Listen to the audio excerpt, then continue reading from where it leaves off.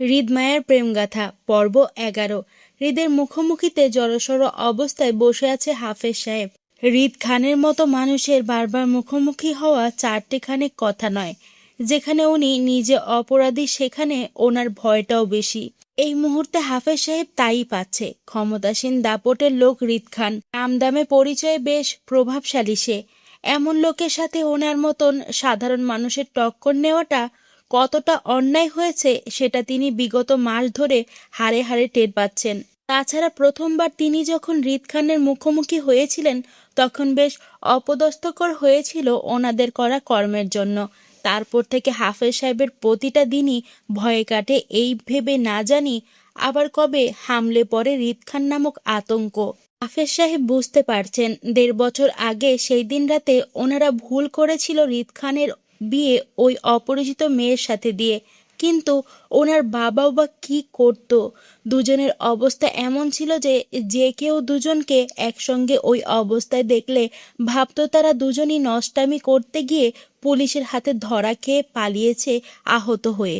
যেমন ভুলের জন্যই হাফেজ সাহেবের বাবা বিয়ে দিয়েছিল দুজনের। তিনি মনে করেছিল অপরিচিত মেয়েটি হৃদ খানের গার্লফ্রেন্ড হয়তো, কিন্তু কে জানতো তারা কেউ পূর্ব পরিচিত নয়। ওনাদের ভুলের জন্যই আজ উনি বেশ অনুতপ্ত।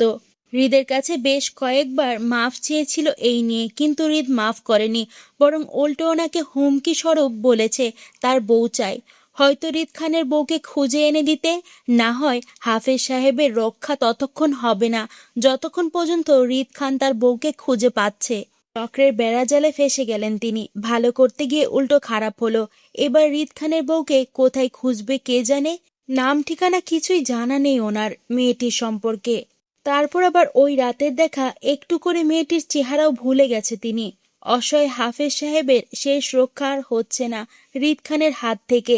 যে মেয়ে বিয়ে করেই অসুস্থ স্বামীকে রেখে পালিয়ে যায়, সে মেয়ে আর যা হোক না কেন কখনোই হৃদ খানের কাছে স্বেচ্ছায় ধরা দিবে না, এতটা নিশ্চিত। এবার অপরিচিত মেয়েটি যদি স্বেচ্ছায় স্বামীর খোঁজ না করে তাহলে তাকে পাওয়া অনিশ্চিত। এমন হলে তো হৃদ খান তার বউকে ইহকালেও খুঁজে পাবে না, আর না ওনার শেষ রক্ষা হবে। অসহায় হাফেজ সাহেবের ভেতর মুচড়ে ওঠে এলোমেলো চিন্তার ভয়ে। এদের ভয়ানক হুমকিতে আতঙ্কে আছেন উনি। কি করে উনি হৃদ খানের লুকায়িত বউকে খুঁজে বের করা যায় সেই চিন্তায় চিন্তায় বিগত মাস ধরে বাসায় যায় না। বাড়িতেও ঠিকঠাক ফোন করে কথা বলে না। রাজশাহী থাকছে নিজের আম বাগানে। এমনকি হাফেজ সাহেবের ফোনটাও চুরি হয়ে গেছে হৃদের বাসায় আসার প্রথম দিনই। কিন্তু চিন্তায় চিন্তায় এখনো নিজের জন্য একটা ফোন কেনা হয়নি ওনার। আর না রেজিস্টার করা সিমটা ওঠানো হয়েছে। অফিসের ফোন দিয়েই একটু একটু কথা বলে বাসায়, ব্যাস এতটুকুই। কিন্তু এখন আবার কেন হৃদ খান দ্বিতীয়বারের মতো ওনাকে ডেকেছেন সেটাও উনি বুঝতে পারছেন না। আর সেই জন্য উনি এতটা ভয়ে আছেন। এই নিয়ে যদি হৃদ খান নিজের বউকে খুঁজে পাওয়ার কথা জানতে চায় ওনার কাছে, তাহলে উনি কি উত্তর দেবে? কোথা থেকে খুঁজে আনবে হৃদ খানের লুকায়িত বউকে? এমন পরিচিতহীন বউকে খুঁজে পাওয়া আদৌ সম্ভব কারো পক্ষে? ভীষণ বাজেভাবে ফেসে গেছেন হাফেজ সাহেব। সেই চিন্তায় এসির নিচে বসেও ঘাম ঝরছে কানিজ বেয়ে। হৃদ ওনার সামনেই বসে, বেশ শান্ত আর গভীর। হাফেজ সাহেবকে ঘামতে দেখে সোজা হয়ে বসল। টি টেবিলের ওপর কফির মগটা হালকা হাতে হাফেজ সাহেবের দিকে এগিয়ে দিতে দিতে বলল, রিল্যাক্স হাফেজ সাহেব, ভয় পাচ্ছেন কেন? আমি কিছু করেছি? করিনি তো। আপাতত আপনাকে কিছু করার ইচ্ছেও নেই আমার। তবে বউকে খুঁজে না পেলে অবশ্যই করব, রক্ষা নেই। নিন এবার কফিটা খান, আর মনোযোগ দিয়ে আমার কথা শুনুন। কিছু প্রশ্ন করব, ঠিকঠাক উত্তর দিবেন। তারপর কপাল ভালো থাকলে সুস্থ সবলভাবে বাসায় ফিরবেন, আর নয়তো আপনি আর আপনার ভাগ্য যা আছে তাই হবে। ঈদের হেয়ালি কথায় হাফেজ সাহেবের ভয় আরও জোরালো হলো। এমন ভয়ানক হুমকিতে ওনার গায়ের পশমে কাঁটা দিয়ে উঠল। জড়সড় অবস্থায় বসে থাকলেও মৃদু কম্পন দেখা গেল ওনার পায়ে। শুকনো গলা খা খা করে উঠল তৃষ্ণার তুপে। তৎক্ষণাৎ তিনি ঠোঁট নাড়িয়ে কিছু বলতে গিয়েও গলা চেপে আসলো ধীর ভয়ে। হৃদ হাত বাড়িয়ে কফির মগটা এগিয়ে দিয়ে পুনরায় গা এলিয়ে সোফায় বসতে বসতে হাফেজ সাহেবের কাছে মনের দুঃখ প্রকাশ করার মতো হতাশ গলায় বলে, বুঝলেন হাফেজ সাহেব, বেয়াদব বউয়ের চক্করে ফেসে গেছি আমি। না তাকে হাতে পাচ্ছি, আর না শান্তিতে থাকতে পারছি। এমনকি শান্তিতে ঘুমাতেও পারছি না। প্রচুর ডিস্টার্ব করে স্বপ্নে। আচ্ছা আপনিই বলুন, এমন ডিস্টার্বের বউ কি কারো হয়? আপনার বউ কি আপনাকে ডিস্টার্ব করে? আমার বউয়ের মতো বেয়াদব মহিলা? হৃদের হতাশায় বিস্মিত হাফেজ সাহেব। শক্তপোক্ত হৃদ খানও যে কারো জন্য এতটা ছটফট করতে পারে সেটা তিনি আজ নিজের চোখে দেখল। এত হুলস্থুল করে কেন হৃদ খানের বউকে চাই এবার তিনি বুঝতে পারছেন। তারপরও মুখে কিছু বললেন না হৃদের ভয়ে, শুধু হৃদের কথায় সম্মতি দিয়ে মাথা নাড়িয়ে না বোঝায়, যার অর্থ ওনার বউ বেয়াদব নয়, হৃদের বউয়ের মতন। হাফেজ সাহেবের সম্মতিতে হৃদের হেয়ালিপনা আরও বাড়ল। দায়সারা গলায় বলল, এই জন্য তো বেয়াদব বউকে লাগবে আমার। স্বামীর দায়িত্ব পালন করব, বউ পিটিয়ে সভ্য বানাবো। আপনি বরং ঝটপট আমার কিছু প্রশ্নের উত্তর দিন। জড়সড় অবস্থায় কোনো রকম উত্তর করল হাফেজ সাহেব। বলল, জি। গুড। তো সোজা কথায় আসি, আপনারা যে মেয়েটির সাথে আমার বিয়ে দিয়েছিলেন, মানে আমার বউ, তার কাছে কি কোনো রকম ফোন দেখেছিলেন সেই দিন রাতে, বা কারোর নাম শুনেছেন মেয়েটির মুখে? হৃদের প্রশ্নে তৎক্ষণাৎ উত্তর করল না হাফেজ সাহেব, বরং কপাল কুঁচকে সময় নিয়ে চিন্তা করল সেই দিন রাতে মেয়েটির কাছে তারা কোনো ফোন দেখেছিল কিনা। ওনার যতটুকু মনে পড়ে মেয়েটির কাছে কোনো ফোন ছিল না, বরং উল্টো মেয়েটি ওনার কাছ থেকে ফোনের জন্য সাহায্য চেয়েছিল কোথাও ফোন করতে। তবে মেয়েটির মুখে কারো নাম শুনেনি তিনি। হাফেজ সাহেব সময় নিয়ে অনেকটা ভেবে মনে করতে চেয়ে হৃদের প্রশ্নের উত্তরে বলল, না স্যার, মেয়েটির কাছে কোনো ফোন ছিল না, আর না কারো নাম শুনেছি। বরং মেয়েটি আমার ও আমার স্ত্রীর কাছ থেকে ফোনের জন্য সাহায্য চেয়েছিল কোথাও ফোন করতে। খুব সম্ভবত নিজের পরিবারের কাছে হবে। আপনারা ফোন দিয়েছিলেন? জি। অধৈর্যের ন্যায় হৃদ শুধালো, মেয়েটি কোথায় ফোন দিয়েছিল শুনেছেন কিছু? না স্যার, আমি বলতে পারবো না কিছু। আমার ওয়াইফ মেয়েটিকে আমার ফোন দিয়েছিল বাসায় ফোন করতে। এবার আমি বলতে পারবো না মেয়েটি সেই দিন ফোন দিয়েছিল কিনা। হাফেজ সাহেবের কথায় তৎক্ষণাৎ কিছুই বলল না হৃদ, বরং ধীরই হৃদকে গভীর থেকে আরো গভীরতর দেখা গেল। বেশ কিছুক্ষণ চুপ করে গভীর গলায় বলল, আপনার ফোনটা আমাকে দেন। হৃদের গভীর কথায় কাচুমাচু করে হাফেজ সাহেব বলল, আসলে স্যার, আমার ফোনটা চুরি হয়ে গেছে আপনার বাড়িতে প্রথম দিন আসতে গিয়ে। তারপর আর নতুন ফোন কেনা হয়নি, আমার সিমটাও ওঠানো হয়নি, সেজন্য ফোনটা আপাতত আমার কাছে নেই। হাফেজ সাহেবের কথায় তৎক্ষণাৎ বিরক্তির ভাঁজ পড়ল হৃদের কপালে। একটার পর একটা ঝামেলা লেগেই যাচ্ছে, কিছুতেই সহজ হচ্ছে না বউকে খোঁজা। বিরক্তি নিয়ে হৃদ গলা উঁচিয়ে হাঁক ছেড়ে আসিফকে ডাকলো। বাহিরেই ছিল আসিফ। হঠাৎ হৃদের হাঁক ছাড়া ডাকায় তৎক্ষণাৎ দৌড়ে আসলো সে। হাফেজ সাহেব হৃদকে আসিফকে ডাকতে দেখে ভয়ে সিটিয়ে যায়। এক মুহূর্তের জন্য তিনি মনে করেছিল এই বুঝি হৃদ আসিফকে ডাকছে ওনাকে বন্দি করার জন্য। কিন্তু হৃদ তেমন কিছুই করল না, বরং আসিফ আসতেই হৃদ নিজের তীক্ষ্ণ বুদ্ধি খাটিয়ে বলল, আসিফ, হাফেজ সাহেবকে নিয়ে যা তোর সাথে। প্রথমে ওনার রেজিস্টার সিমটা উঠাবি, তারপর 2017 সালের নভেম্বরের 2 তারিখ থেকে 3 তারিখের সকল কল রেকর্ড বের করবি সিম অফিস থেকে। এরপর সময় ধরে নভেম্বরের 2 তারিখ রাত 9টার পর থেকে নভেম্বরের 3 তারিখ সকাল 6টা পর্যন্ত বিগত 10 ঘন্টার যতগুলো কল লিস্ট থাকবে সবগুলোর একটা তালিকা করবি। কারণ আমরা হাফেজ সাহেবের বাসায় রাত 9টার পরে উঠেছিলাম, আর তোর ভাবি আমাকে রেখে পালিয়েছিল খুব সম্ভবত সকাল 5টার আগে। মেয়েটি অপরিচিত এলাকায় একা তো পালাতে সাহস করবে না, তাই নিশ্চয়ই কেউ নিতে এসেছিল যাকে তোর ভাবি সে রাতে ফোন করে বলেছিল তাকে নিতে আসতে। এবার তার নাম্বারও অবশ্যই থাকবে কল লিস্টে। এজন্য আমার শুধু ওই রাতের কল রেকর্ডটা চাই। তুই সে রাতের লিস্টে থাকা নাম্বারগুলোতে একটা একটা করে সবাইকে কল দিয়ে জিজ্ঞাসা করবি রিক্তা ইসলাম মায়া আছে কিনা। যদি পরিবারের কেউ হয় তাহলে অবশ্যই বলবে আছে। আরেকটা কথা, লিস্টে যদি কোনো সন্দেহজনক নাম্বার দেখিস যে একই নাম্বার থেকে বেশ কয়েকবার কল আসা যাওয়া করেছে এমন, তাহলে অবশ্যই সেটা আমাকে জানাবি, আমি নিজে কল দিব, মনে থাকবে? জি ভাই। আসিফ তৎক্ষণাৎ সম্মতি দিয়ে তাকালো হাফেজ সাহেবের দিকে। আপনি আমার সাথে আসুন। বিস্মিত হাফেজ সাহেবের ঘোর ভাঙল আসিফের ডাকে। তিনি বিস্মিত নয়নে তাকিয়েছিল হৃদের দিকে। হৃদ খানের তীক্ষ্ণ বুদ্ধি সম্পর্কে এতদিন মানুষের কাছে শুনে এসেছে, আজ নিজের চোখে দেখল। হাফেজ সাহেবের তো এখনো মাথায় আসেনি যে এমনভাবেও কাউকে খুঁজে বের করা যায় সেটা। হাফেজ সাহেব কিছুটা আশ্বস্ত হলো এই ভেবে যে এবার হয়তো মেয়েটির আসল পরিচয় পাওয়া যাবে অবশেষে। যদি মেয়েটি সে রাতে কোথাও ফোন করে থাকে তাহলে অবশ্যই কল লিস্টে থাকবে। আর এতে হাফেজ সাহেবও রক্ষা পাবে হৃদ খানের কবল থেকে। কিন্তু অপরিচিত মেয়েটির জন্য বেশ মায়া হলো ওনার। আহা, বেচারি এখনো জানেই না সে কার হাতে পড়েছে। হৃদ খান যা মানুষ, এই জীবনও রক্ষা দিবে না মেয়েটিকে। এত হুলস্থুল পাকিয়ে বউকে খুঁজে সহজে ছেড়ে দিবে না, এটা চিন্তা করাও ভুল। অবশ্যই হৃদ খান নিজের কাছে রাখার জন্যই এত অধৈর্য হয়ে বউকে খুঁজছে। তবে আল্লাহ মেয়েটি সহায় হোক, অন্তত হৃদ খানকে সারা জীবন হজম করার মতো ধৈর্য দান করুক, আমিন।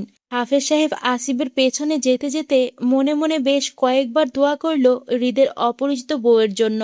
সকল তথ্য জোগাড় করতে করতে রাত 1টার ঊর্ধ্বে গেল সময়। হাফেজ সাহেবের সিমের কল রেকর্ডের লিস্ট এখন আসিফের হাতে। সেটাই মূলত হৃদকে দেওয়ার জন্য হৃদের বাড়িতে ঢুকলো আসিফ। সারাদিন এই বিষয়ে তথ্য জোগাড় করতে করতে সময় পার হলো তার। তারপরও বিন্দুমাত্র বিরক্তির রেশ দেখা গেল না আসিফের চেহারায়, বরং হৃদের দেওয়া কাজগুলো ঠিকঠাক করতে পেরে সন্তুষ্ট সে। হাতে থাকা কল লিস্টের কাগজটা পরপর কয়েকবার চোখ বুলালো আসিফ। হৃদের কথা মতো 2 তারিখ থেকে 3 তারিখের রাত থেকে সকাল অবধি সকল কল রেকর্ডের লিস্ট বের করলো, সর্বমোট 20টার মতো। যার মধ্যে 4টা ছিল হাফেজ সাহেবের অফিস কল, 2টো ছিল পারিবারিক কল, বাকি 2টো ছিল অফিসের নাম্বারে দেওয়া হৃদের কল, যেটা হৃদ 3 তারিখ সকালবেলা 7টার দিকে করেছিল ওকে। কিন্তু বাকি 12টা কলই ছিল একই নাম্বার থেকে আদান প্রদান করা, তাও রাত 3টা থেকে ভোর 5টা পর্যন্ত করা সবগুলো। আসিফের যদি খুব বেশি ভুল হয়ে না থাকে তাহলে এই নাম্বারের অনুসন্ধান করলেই পাওয়া যাবে তার হৃদ ভাইয়ের হারিয়ে যাওয়া বউকে। নিশ্চয় মেয়েটি তার কোনো আপনজনকে ফোন করেছিল এই নাম্বার থেকে, এমনটাই আসিফের ধারণা। আর এজন্যই আসিফ সন্দেহভাজন নাম্বার দেখে হৃদের কাছে নিয়ে যাচ্ছে, কারণ হৃদ ভাই বলেছিল কোনো নাম্বারে সন্দেহ থাকলে নিয়ে যেতে তার কাছে। হৃদ নিজে কল দিবে সেই নাম্বারে। আর লিস্টে থাকা বাকি নাম্বারগুলোতে আসিফ নিজে কল করে সকল তথ্য জোগাড় করেছে, ভালোভাবেই করেছে।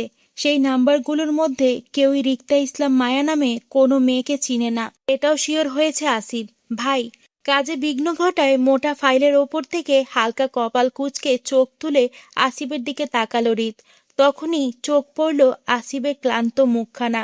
এত রাতে হঠাৎ আসিফের উপস্থিতিটা তখনও বুঝল না হৃদ, তাই হালকা কপাল কুঁচকে তাকিয়েই থাকলো আসিফের দিকে জিজ্ঞাসক দৃষ্টিতে। আসিফ হৃদের দৃষ্টির মানে বুঝতে পেরে আস্তে করে হাতে থাকা কল লিস্টের কাগজটা হৃদের দিকে এগিয়ে দিতে দিতে বলল, ভাই, আপনার কথা মতো এখানে হাফেজ সাহেবের কল রেকর্ড আছে সেই দিন রাতের, আপনি একটু চেক করে নিন। হৃদের কঞ্চিত কপালের ভাঁজ শিথিল হলো মুহূর্তেই। বুঝতে পারল আসিফের হঠাৎ মধ্যরাতের আগমনের কারণটা। হৃদ মুখে কিছু বলল না, আর না বিরক্তি প্রকাশ করলো, শুধু গভীর হাত বাড়িয়ে কাগজ দুটো নিল নিজের কাছে। কালো গুটি অক্ষরে প্রিন্ট করা নাম্বারগুলোতে চোখ বোলাতেই আসিফ পুনরায় বলে ওঠে, ভাই, এখানে টোটাল 20টা নাম্বারের মতো আছে সেই দিন রাতের। 4টা হাফেজ সাহেবের অফিসের কল, 2টো পারিবারিক কল, আর লাস্ট 2টো কল আপনি আমাকে নাম্বারে করেছিলেন। আমি সবগুলো নাম্বারেই ফোন করে শিওর হয়েছি, শুধু একটা নাম্বার ছাড়া। কল লিস্টে পরপর 12টা কল রেকর্ড আছে একই নাম্বার থেকে, তাও রাত 3টা থেকে ভোর 5টা সময়ের করা সেগুলো। আমার মনে হয় কি ভাই, এই নাম্বারেই সেই দিন রাতে হয়তো ভাবি ফোন করেছিল কাউকে। আপনি এই নাম্বারে কল করলে হয়তো ভাবির খোঁজ পাওয়া যেতে পারে। আসিফের কথা শেষ করার আগে গভীর গলায় আওয়াজ তুলল হৃদ, শক্ত গলায় বলল, ফোন দে। জি ভাই, নিন। হাতের ফোনটি তৎক্ষণাৎ হৃদের দিকে এগিয়ে দিল আসিফ। ফোন হাতে পেয়েই যেন হৃদের গভীরতা আরও বাড়ল। গভীর হৃদকে দেখেও আসিফ বুঝতে পারল না তার মনের অবস্থা। হৃদ অনেকটা শান্ত ভঙ্গিতে কল লাগালো কল লিস্টে থাকা সেই সন্দেহপূর্ণ নাম্বারটিতে। অল্প সময়ের মধ্যেই শোনা গেল মেয়েলি সুন্দর কণ্ঠ, এই মুহূর্তে আপনার কাঙ্ক্ষিত নাম্বারে সংযোগ দেওয়া সম্ভব হচ্ছে না, অনুগ্রহ করে কিছুক্ষণ পরে আবার চেষ্টা করুন, ধন্যবাদ, the number is dial can not. এতটুকু বলতেই অধৈর্যের ন্যায় কল কেটে দেয় হৃদ। শান্ত থাকা ফেসটা খিচে মেজাজ চড়ে ওঠে তৎক্ষণাৎ। বিরক্তিতে রাগ নিয়ে অধৈর্য হাতে পুনরায় কল লাগায় একই নাম্বারে, কিন্তু এবারও সেম কথাই বলল ফোনের ওপার থেকে মেয়েটি। হৃদ মেজাজ হারালো রাগে, তাই খিচে ঠাস করে ফোনটি সামনের টেবিলের ওপর ছুঁড়ে মারতে মারতে বলল, আই সোয়ার আসিফ, তোর বেয়াদব ভাবিকে খুঁজে পেলে আমি তাকে আরো 2টো থাপ্পড় বেশি মারবো। আমাকে এত হেনস্থা করার দায়ে? আমার ধৈর্যের পরীক্ষা নিচ্ছে সে, বেয়াদব বউ কোথাকার। কথাগুলো রাগের মাথায় বলেই রিরি করে উঠে দাঁড়ালো মেজাজে।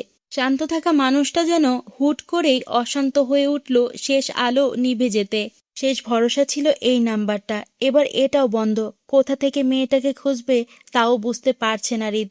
এমন পালাতক বউয়ের খপ্পরে কেউ পড়ে? উফ! কোনোভাবেই যেন হৃদ মেয়েটির খোঁজ পাচ্ছে না। তার জন্য হৃদকে আরো ব্যাকুল করে তুলছে মেয়েটিকে খুঁজে পাওয়ায়। হৃদ তীর তীর মেজাজে উঠে দাঁড়ালো। আসিফকে পাশ ডিঙিয়ে সোজা হয়ে দাঁড়ালো খোলা বাগানের বাংলোতে। ঠোঁট গোল করে পরপর তপ্তশ্বাস ফেললো স্থির হতে। নিজেকে কতটা শান্ত করতে পারলো জানা নেই হৃদের। তবে তখনই হৃদ পুনরায় চেতন গলায় আওড়ালো আসিফের উদ্দেশ্যে। আসিফ, লাস্ট নাম্বারটা সকল ডিটেলস বের কর সিম অফিসে গিয়ে, রেজিস্টার সিম। তাহলে অবশ্যই জাতীয় পরিচয়পত্র পাওয়া যাবে কলদাতার। আর জাতীয় পরিচয়পত্রের সূত্র ধরে কলদাতার নাম, ঠিকানা, ছবি, বাড়িঘর, 14 গোষ্ঠীর তথ্য চাই আমার। এই নাম্বারদাতার পরিচয় ধরে অবশ্যই মেয়েটি অবধি পৌঁছানো যাবে। বুঝতে পেরেছিস? এদের তীক্ষ্ণ বুদ্ধিতে হতবুদ্ধি আসিফ। এতটা গভীরভাবে আসিফের কল্পনাতেও চিন্তা আসেনি যে এভাবেও কাউকে খুঁজে বের করা যায়। হতবুদ্ধি আসিফ হৃদের খিচে থাকা চেহারাটার দিকে অবাক চোখে তাকিয়ে মাথা নাড়িয়ে সম্মতি জানায়। জি ভাই বলে আসিফ জায়গা ছেড়ে প্রস্থান করতে হৃদ পকেটে দুহাত গুজে দাঁড়ালো সোজা হয়ে। শক্ত মেজাজে দাঁতে দাঁত চেপে আওড়ালো। অনেক তো পালালেন ম্যাডাম, পারলে এবার আমার হাত থেকে নিজেকে বাঁচিয়ে দেখান। আপনার পায়ে শিকল টানবো আমি। দেখি আপনি আর কত দৌড়াতে পারেন আমার থেকে।